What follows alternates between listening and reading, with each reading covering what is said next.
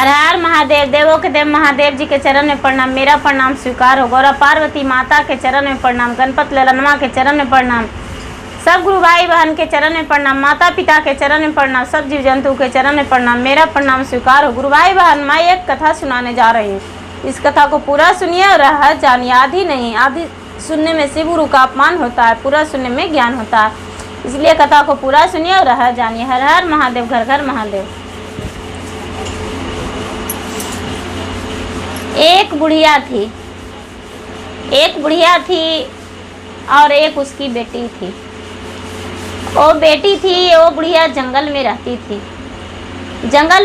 थी और बुढ़िया जो भी करती थी जंगल में ही करती थी। जंगल से लकड़ी तोड़ती थी और जंगल से लकड़ी तोड़कर और पूरा बाजार में बेचती थी और बाजार में बेचकर और उससे जो पैसा होता था वो पैसा कमाकर अपना परवरिश करती थी।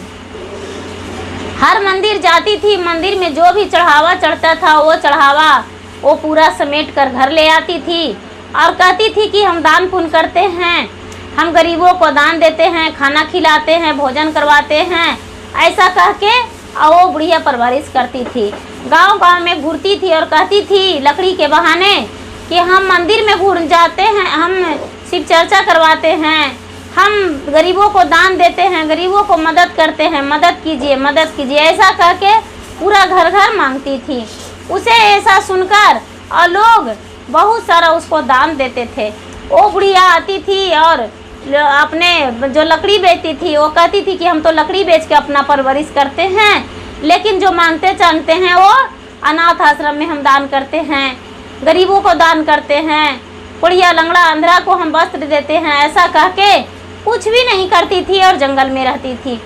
एक दिन का बात है कि शंकर जी पार्वती बैठे हुए थे जंगल में बैठे थे और बुढ़िया ला रही थी तो देखे शंकर भगवान कि तरह तरह के बुढ़िया मिठाई लाई है, तरह तरह के बुढ़िया फल लाई है, तरह तरह के भोजने बनाई है। माँ बेटी दोनों मिलके खाई, जो भी लोग दिए वैसा ही रोजे बुढ़िया करती थी।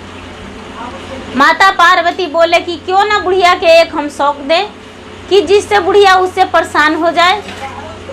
शंकर भगवान बोले आप क्या कीजिएगा? बंदेवी बोले कि देखिए हम क्या करते हैं। पार्वती क्या किए कि एक छोटा बच्चा, एक दिन के बच्चा पूरा वैसा ही बुढ़िया के दरवाजे पर धर दिए और बच्चा वो चिल्लाने लगी, हाँ हाँ पूरा करने लगी। बच्चा चिल्लाने लगी, बुढ़िया निकली तो देख रही है कि उसका दरवाजे पर बच्चा है। वो बुढ़िया क्या करे, बुढ़िया लाश से मार दी। लेकिन बुढ़िया उतना छोटा बच्चा जो एक दिन का बच्चा था वो बुढ़िया के पैर में लटक गया। बुढ़िया चढ़ के पार हो गई लेकिन फिर भी बच्चा नहीं मरा। ये बुढ़िया कहती है अब इसे तो लगता है पोसना ही पड़ेगा। वो बेटी बोली माँ इसे मार दो। बुढ़िया कहती है बेटी ये नहीं मरती है, अब इसे पोसेंगे और इसे नौकरानी बना के रखेंगे और इससे पूरा भीख मंगवाएंगे, इधर उधर से लाएगी ये भी और हम लोग मज़े करेंगे, इसे पोस लेंगे। वो बुढ़िया क्या की कि पोसने लगी उस बच्चा को पोसने लगी। जंगल में धीरे धीरे वो बच्चा बड़ी होने लगी। तो ये क्या कि बुढ़िया की जब वो बच्चा 4 साल 5 साल के हो गया तो थोड़ा सा काम करने लायक हो गया तो ये बुढ़िया सारा काम धीरे धीरे करवाने लगी, जितना हो सके उतना करवाने लगी। और बुढ़िया जब जाती थी लकड़ी लेकर तो बोलती थी कि थोड़ा सा तू भी लेकर चलो। वो 2 ही लकड़ी सही लेकिन वो बच्चे को भी दे देती थी। वो बच्चा क्या करती थी कि वो साथ में जाती थी और लकड़ी वो भी बेचती थी और उसी बच्चा के अनाथ के नाम पर और बुढ़िया मांगती थी कि हम अनाथ हैं। बुढ़िया खाने में पहनने में बड़ा शौकीन थी। वैसा ही करते वो धीरे धीरे बच्चा बड़ा हो गई तो ये सोची बुढ़िया माँ बेटी कि अब इससे तो बड़ा हो गई, अब तो नौकरानी के काम ही करने लगी। और एक घर पर इसको पूरा काज सौंप देती थी। दिन में बोलती थी कि तू लकड़ी काट के रखना, सुखा के रखना, कपड़ा धोना, घर झाड़ू पोछा करना और क्या। लेकिन ये जो बच्चा थी, ये लड़की क्या करती थी कि 2 पत्थर रख दी थी अपने घर के जहाँ पर झोपड़ी था वही पिछुआरे में, और पिछुआरे में 1 लोटा जल उस पर चढ़ा देती थी भगवान के नाम पे कि भगवान हम किसी का नाम नहीं जानते हैं, लेकिन नहीं जानते हैं कि कोई भगवान तो होता होगा, ये जो सृष्टि का रचवार है, हम उसे नाम से भगवान का पूजा करते हैं। और रोज़ भगवान के नाम से पत्थर पर जल चढ़ाती थी। अब जंगल में से फूल पत्तियाँ तोड़कर वही चढ़ा देती थी, रोज़ पूजा करती थी ये लड़की। ऐसा ही करते करते करते करते बहुत समय बीत गया। जब लड़की 12 साल की हो गई तो ये क्या करती थी, दोनों माँ बेटी कि इसको जने तने भेज देती थी कि जाओ कैसू करके सियार मकार इसे खा जाए कि एक टेंशन हट जाए। माँ बेटी सोचती थी कि ये तो इंसानी है, इसका शादी भी करना पड़ेगा तो बहुत खर्च होगा, तो हम कहाँ से इतना धन लाएंगे, ये बहुत गलत हो गया है, किधर से बच्चा आ गया है, इसके माता पिता भी नहीं आता है, कोई भी खोजने ढूंढने नहीं आता है, आखिर ये बच्चा कहाँ से आया था। माँ बेटी हमेशा सोचते रहती थी और कुछ भी बनाती थी लेकिन इसको बासी कुसी ही देती थी। ये बेचारी उसी चीज़ को खाकर भगवान से प्रार्थना करके खुश रहती थी। इसको ताज़ा भोजन नहीं चाहिए था ऐसा कहती थी और बासी खाकर अपना दिन बिताती थी, जो उन लोग का जूठा कुठा ये खा लेती थी। एक दिन का बात है कि बहुत ठंड था, इतना ठंड था, ठंड का मौसम था, इतना ठंड था कि जिसका कोई ठिकाना नहीं। बहुत ठंड था, पूरा बर्फ जम रहा था जंगल में। ये माँ बेटी दोनों आपस में बात किया कि अरे ऐसा है कि यदि इस ठंड में कोई बाहर निकलने लायक नहीं है, यदि इसको जंगल में भेज देंगे तो ये तो ठंड से मर जाएगी। ये बोली कि हाँ, बोली कि तो क्यों ना एक ऐसा फूल लाने बोले जो इस समय मिलता ही नहीं है। बोले कि हाँ माँ ठीक कहती हो, ये ठंड में इसको बोलते हैं कि जाओ कमल के फूल ले लाओ, तो ये कमल के फूल कहाँ से लाएगी ये ठंडा में, उजला कमल के फूल लाने बोल देते हैं। वो बोली जाओ उजला कमल के फूल ले आओ, ये ठंड में फूल कहाँ से लाएगी, वो तो बरसात में ही मिलता है। बोले कि तो ठीक है। वो क्या किया कि बोला कि जाओ एक कमल के फूल ले लाओ जिससे हम भगवान का पूजा करेंगे। रोज़ तू जंगल से फूल तोड़कर और भगवान का पूजा करती हो ना, आज हम भी भगवान का पूजा करेंगे, जाओ फूल ले लाओ।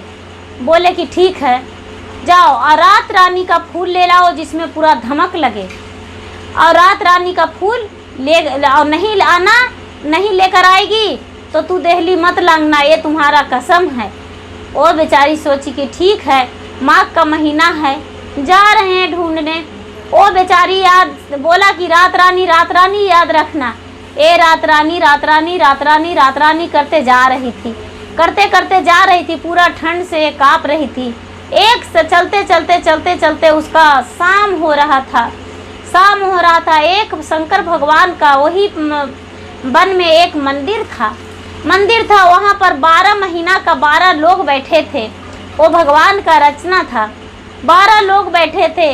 लोग कहते हैं सावन भादो आश्विन कार्तिक अघन पूस माघ फागुन चैत वैशाख जेठ आषाढ़, ऐसे करके 12 जन बैठे थे।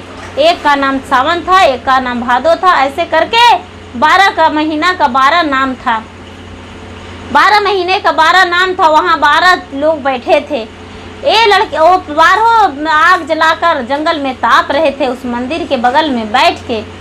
ये लड़की गई जब मंदिर पर पहले नज़र पड़ा तो जाके मंदिर के दरवाजे पर कह रही, हे भगवान आप किस बुढ़िया के चंगुल में मुझे दे दिए हैं जो मुझे इतना कष्ट झेलना पड़ता है।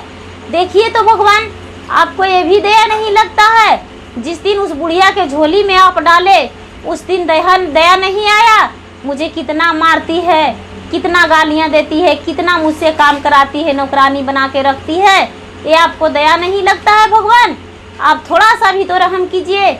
इतना ठंडा में मुझे कमल का फूल लाने बोली है, वही ना उसको लगा है कि तालाब में हेलेगी तो मर जाएगी, और बोली है रात रानी के फूल ले आओ। हम इस माघ का महीने में रात रानी का फूल हम कहाँ से लाएंगे, जिसका इस समय सीजन नहीं है, हम कहाँ से लाएंगे भगवान? वो इतना ही 12 उठ गए जो देखने लगे कि अरे कोई लड़की सुनसान जंगल वन में कौन बोल रही है, भगवान की इतना कौन सुना रही है। इसमें से खड़ा हो गए और बोले, कौन हो तुम, क्या कर रही हो इतना ठंड में?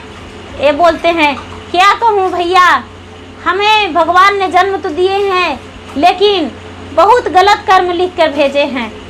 इतना ठंड में भी हम कमल के फूल लेने आए हैं और रात रानी का फूल, जो रात रानी का फूल इस समय नहीं मिलेगा। इस समय शाम का समय है, कहाँ से हम दिन में माँ भेजी है कि जाओ, हम एक बुढ़िया के पास रहते हैं, माँ बेटी रहती है, उसी के यहाँ हम एक अभागन रहते हैं। वो बोली है कि जाओ रात रानी का फूल ले आओ, तो इस समय दिन में कहाँ से वो फूल मिलेगा। अब रात होगा तो रात में हम कहाँ ढूंढेंगे। ये बोले ठीक है बैठो, पहले आके हाथ सेक लो, बहुत ठंड है, ठंड में पहले हाथ सेक लो। लो आग जल रहा है। बारहों मिलके इसे बहुत प्यार से आग जलते जगह पर बैठा दिए और इसे थोड़ा सा मदद कर दिए। ये बेचारी हाथ पैर सेक ली, हाथ पैर सेक लिए। उसमें से एक थे जो अपना चादर उतार के इसको बदन पे दे दिए कि लो बहन, लो चादर ओढ़ लो, बहुत ठंड है, ये तो बर्फ से जम रहा है पूरा, और तू आई हो फूल लेने। ठीक है। उसमें से एक का बोले, जिनका नाम आसिन था, उसको बोले कि अरे आसिन भाई थोड़ा तू खड़ी हो जाओ, इसे रात रानी का फूल दे दो। वो बोले आसिन जो थे बोले हाँ ठीक है दे देंगे। आसिन भाई जो थे वो खड़ी हो गए और वो खड़ी होकर और अपना चादर उतार कर और फैला दिए और बोले हे आस माता, आप तो सबके आस पूरा करते हैं, यहाँ पर रात रानी का फूल हो जाए, इस चादर में भर जाए, कमल का फूल हो जाए, जो पानी में खिलता है वो फूल हो जाए मेरा चादर में। ये बड़ी खुशी का बात है कि बेचारी का समस्या का समाधान हो जाएगा। और इतना कह के चादर को बिछा दिए। ये जो रात रानी का फूल था वो भी पूरा चादर में भर गया और ये जो कमल का फूल था वो भी चादर में भर गया। इसे बोले लो चादर में ले लो। ये चादर में ले लिया और बोले एक फूल पर बैठा दिए। बोले जाओ बेटी इस फूल पे पैर धरो दोनों। ये एक कमल के फूल पे पैर धरी और वो फूल को ये जो आसिन थे वो बोले कि हे आसमाई, आप तो सबका आस पूरा करते हैं, इसको जहाँ जाना है उस जगह पे पहुँचा दीजिए। वो लड़की फूल धरी और सूर्यास्त होने से पहले ही ये फूल लेकर दरवाजे पर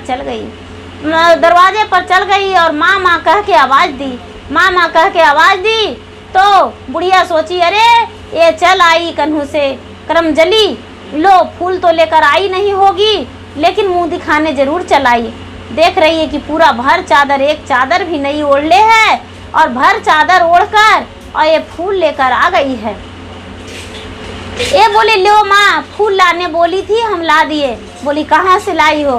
बोले जंगल इतना बड़ा है माता, फूल नहीं कैसे मिलेगा? फूल तो मिल गया इसलिए हम फूल लेकर आ गए। लो पूजा करना है जितना कर लो पूजा। माँ बेटी क्या पूजा करेगी, वो तो इसे परेशान करना था, इसीलिए पूजा के एक भाव बना रख दी थी। कुछ नहीं कि फूल चुपचाप बिक दी। जब सुबह हुआ तो अपने आपस में रात में माँ बेटी बात की कि अरे ये तो मरी नहीं, अब क्या करेंगे, अब कैसे इसे मारें, ये तो इतना ठंड में भी नहीं मरी। बोलती है माँ इस ठंड में हम इसे सेब लाने को कहेंगे, ये सेब कहाँ से लाएगी, फल कहाँ से लाएगी माँ, इस जंगल में तो फल का पेड़ है नहीं। बोले कि तो ठीक है।